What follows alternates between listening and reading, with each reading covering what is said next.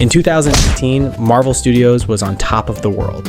After 11 years and 22 films, they dropped Avengers Endgame, a cultural earthquake that didn't just break box office records, it vaporized them, earning nearly $2.8 billion. Marvel Cinematic Universe wasn't just a franchise, it was a $32 billion empire, a meticulously crafted saga that had an entire generation in a chokehold. But just a few years later, that empire is showing some deep, terrifying cracks. The studio is staring down its first real box office bombs, and fans who once camped out for midnight premieres now just feel tired. So what happened? How does a titan of cinema, the architect of the highest grossing franchise in history, suddenly forget how to fly? This is the story of the multi-billion-dollar mistake that brought the MCU to its knees. And spoiler alert, it wasn't one bad movie or one dumb decision. It was a perfect storm of corporate greed and creative burnout that took apart one of the most successful projects in movie history. This isn't just about a few flops, it's about the death of an idea. The idea that Marvel was invincible. To understand the fall, you have to respect the climb. It's honestly hard to overstate how dominant the MCU was. It all started as a huge gamble back in 2008 with Iron Man. I am Iron Man. A movie starring a supposedly uninsurable actor as a B-list hero. But it worked, and it laid the groundwork for something nobody had ever seen before. Phase 1, just 6 films, raked in a wild $3.8 billion, all leading up to 2012's The Avengers, which crossed $1.5 billion and proved the whole shared universe thing was a goldmine. Phase 2 kept the party going, grossing $5.2 billion and blasting the story into space with Guardians of the Galaxy. But Phase 3, that was the absolute peak. Spanning 11 films from 2016 to 2019, it pulled in a monumental $13 billion, more than the first 2 phases combined. This was the era that gave us cultural touchstones like Black Panther, a billion-dollar powerhouse, and the 1-2 punch of Infinity War and Endgame, which together made almost $5 billion. Man, the formula was perfect. Every movie was an event. Every post-credit scene was a promise. The storytelling was disciplined, weaving characters and plot lines across dozens of films, all barreling toward one massive finale. Audiences just trusted the brand. Marvel wasn't just making movies, it was building a modern mythology, and the world was hooked. Then they made their first and maybe biggest mistake.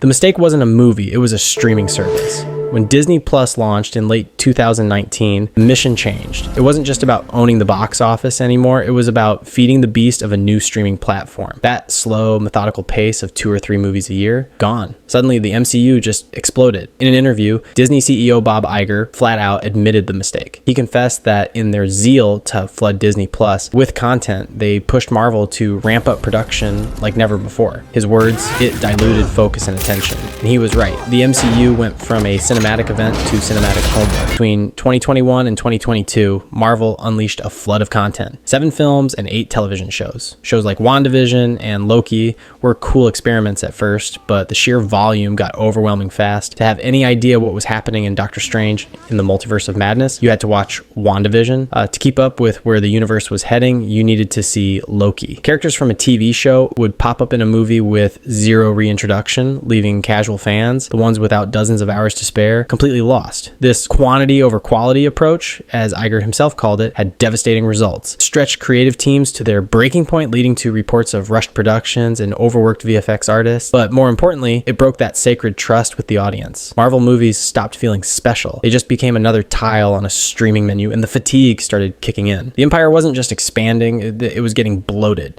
The second giant mistake was failing to answer the single most important question after Endgame.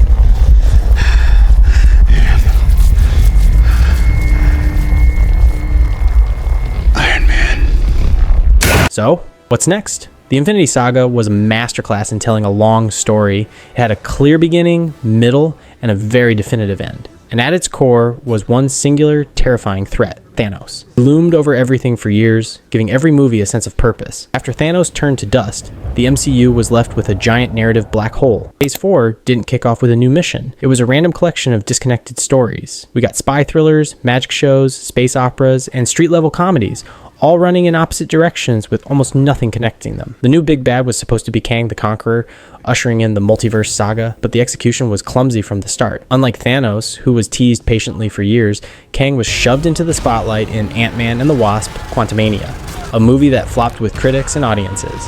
The villain who was meant to be the next Thanos-level threat was seemingly beaten by Ant-Man in his first big outing, completely deflating the stakes. Then, thanks to off-screen issues with the actor, Marvel completely scrapped the Kang Dynasty title for its next Avengers movie, throwing the entire saga into chaos. The franchise is now pivoting to Doctor Doom, but the damage is done. For years, fans have been watching new characters show up, only for their stories to lead absolutely nowhere. Those post-credit scenes that used to feel like exciting promises now just feel like empty threats. Without a clear villain or a compelling destination, the journey feels pointless. The MCU became a train going 1,000 miles an hour, but no one knew who was laying the tracks. For years, the Marvel logo was a seal of quality. Even their weaker films were usually pretty fun. But as the quantity went up and the story fell apart, the creative quality took a nosedive. The days of consistent praise turned into a streak of divisive and sometimes just plain bad projects.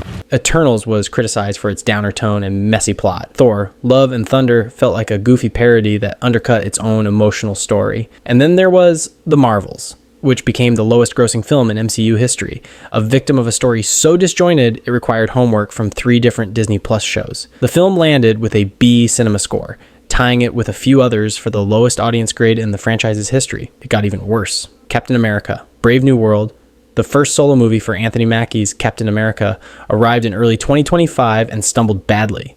The film received a rotten 48% on Rotten Tomatoes and an even worse B cinema score, the lowest audience score for any Marvel film ever. The trust was officially broken. Fans couldn't just buy a ticket anymore and assume they were in for a good time.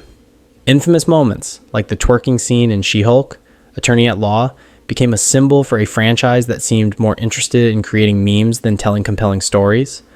The special effects, once the gold standard, started looking cheap and unfinished. Marvel had lost its magic touch. The spectacle was still there, but the heart and quality control of its golden age were gone. For a franchise built on printing money, the final sign of rot came from the one place it seemed untouchable, the box office. The creative cracks turned into financial canyons as film after film face-planted. The numbers are just brutal. The Marvels, released in 2023, grossed a disastrous $206 million worldwide, making it the first true bomb in MCU history. But it wasn't alone. Ant-Man and the Wasp, Quantumania, sputtered to $476 million, a huge disappointment for a movie meant to launch the next big villain. The pain continued into 2025. Captain America, Brave New World, brought in a disappointing $415 million globally, an underwhelming result for a film carrying that iconic shield. Right after, Thunderbolts, also underperformed, grossing just $382 million worldwide despite getting good reviews, proving that even a fresh score couldn't guarantee an audience anymore. The 3 MCU films of 2025 combined barely made more than the single MCU movie from 2024. And for the first time since 2011, before the Avengers changed everything, Marvel didn't have a single film in the global top 10 for the year. Sure, there were bright spots. Deadpool and Wolverine was a monster R-rated hit in 2024, grossing over $1.3 billion. And Fantastic Four, First Steps, with its cool 1960s vibe, became the highest grossing MCU film of 2025, pulling in over $521 million worldwide, but these feel more like exceptions than the rule. Deadpool was a beloved leftover from Fox, and the success of Fantastic Four is seen by most as a desperate course correction, an admission that the old way wasn't working. The billion-dollar hits that were once expected are now a shocking surprise. The financial invincibility is gone. So, is the MCU actually dead? Okay, the title of this video is a bit much. The franchise isn't just going to vanish. Disney has already laid out its plans for Phase 6, with huge crossover events. Avengers, Doomsday, and Avengers Secret Wars, scheduled for 2026 and 2027. But the MCU, as we knew it, the unstoppable cultural force, the king of the box office, the franchise that could do no wrong, that MCU is dead. Its death wasn't caused by one single mistake, but by the arrogance that comes from earning $32 billion. The mistake was a philosophy, a belief that the brand was so strong it could survive a flood of mediocre content, a rudderless narrative, and a slide in quality. It was a belief that the audience's loyalty was infinite, and it was wrong. What we're seeing now isn't a funeral, but a painful, forced reinvention. Bob Iger has gone on record saying Marvel will cut its output back to just 2 or 3 films and 2 series per year to refocus on quality. They're cleaning house, delaying projects, and making huge changes to their big story. Avengers. Secret Wars is now being talked about as a reset button for the entire universe, a way to start fresh. These are not the moves of a confident empire. These are the desperate maneuvers of an empire in decline, scrambling to win back its glory. The death of the old MCU is a warning sign for all of Hollywood. It proves that no franchise is too big to fail, and that story, quality, and respect for the audience are the only things that really matter in the end. From the high of Endgame to the low of the Marvels, the MCU's fall from grace has been fast and shocking. The core mistakes are now crystal clear. Chasing quantity over quality to feed a streaming service, failing to build a worthy successor to the Infinity Saga, and letting the creative quality slip until the audience's trust was broken.